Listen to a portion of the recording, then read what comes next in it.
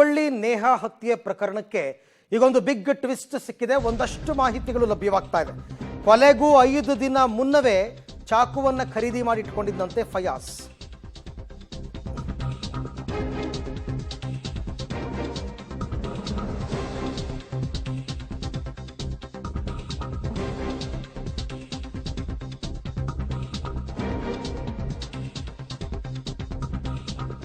ಕೊಲೆಗೂ 5 ದಿನ ಮುನ್ನವೇ ಚಾಕುವನ್ನು ಖರೀದಿ ಮಾಡಿದ್ದ ಈ ಫಯಾಜ್ ಧಾರವಾಡದಲ್ಲಿ ಖರೀದಿ ಮಾಡಿದ್ದಂತೆ, ಬ್ಯಾಗಲ್ಲಿ ಇಟ್ಕೊಂಡಿದ್ದಂತೆ. ಚಾಕು ಖರೀದಿ ಮಾಡಿದ್ರ ಬಗ್ಗೆ ಪೊಲೀಸರ ಮುಂದೆ ಆತ ಒಪ್ಕೊಂಡಿದ್ದಾನೆ. 6 ದಿನ ಫಯಾಜ್ನನ್ನ ಸಿಐಡಿ ಕಸ್ಟಡಿಗೆ ಕೋರ್ಟ್ ಒಪ್ಪಿಸಿದೆ. ಇತ್ತ ನೇಹಾ ಕೊಲೆ ಖಂಡಿಸಿ ಹುಬ್ಬಳ್ಳಿಯಲ್ಲಿ ಪ್ರತಿಭಟನೆ ಮುಂದುವರೆದಿದೆ.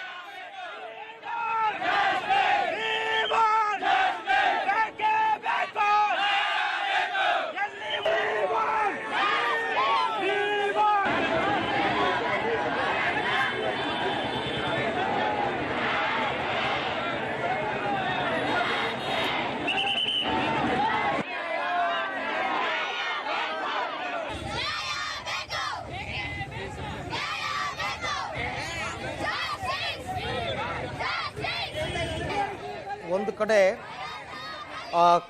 ಕೊಲೆ ಆರೋಪಿ ಫಯಾಜ್ 5 ದಿನ ಮೊದಲೇ ಆತ ಚಾಕು ಖರೀದಿ ಮಾಡಿ ಇಟ್ಕೊಂಡಿದ್ದಂತೆ. ಅಂದರೆ ಯಾವಾಗ ಸಿಕ್ಕಿದ್ರೂ ಕೂಡ ಸಾಯಿಸಿಬಿಡಬೇಕು ಅಂತ ಏನೋ ಲೆಕ್ಕಾಚಾರ ಹಾಕ್ಕೊಂಡಿದ್ದ ಅಂತ ಅನ್ಸುತ್ತೆ. ಅದಾಗ 5 ದಿನಕ್ಕೆ ಅವಕಾಶ ಸಿಕ್ಕಿದೆ, ಅವನು ಮರ್ಡರ್ ಮಾಡಿದ್ದಾನೆ. ಮತ್ತೊಂದು ಕಡೆ ಹೋರಾಟಗಳು ಮುಂದುವರಿತಾ ಇದೆ.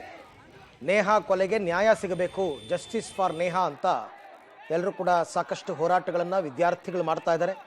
ABVP ಅವರ ನೇತೃತ್ವದಲ್ಲಿ ವಿದ್ಯಾರ್ಥಿಗಳು ಈ ರೀತಿ ಪ್ರತಿಭಟನೆಯನ್ನು ನಡೆಸ್ತಾ ಇದ್ದಾರೆ. ಹಾಗಾಗಿ ಮತ್ತೊಂದು ಕಡೆ ಈಗ CID ಅವರು ಪ್ರಕರಣವನ್ನು ಕೈಗೆತ್ತಿಕೊಂಡಿದ್ದಾರೆ. ಇಷ್ಟು ದಿನ ಪೊಲೀಸರು ತನಿಖೆಯನ್ನು ಮಾಡ್ತಾ ಇದ್ರು, ಆದರೆ ಸರ್ಕಾರ ಪ್ರಕರಣದ ತನಿಖೆಯನ್ನು CID ಕೊಟ್ಟಿರೋದ್ರಿಂದ CID ಅವರು ಈಗ ತನಿಖೆಯನ್ನು ಮುಂದುವರಿಸಿದ್ದಾರೆ.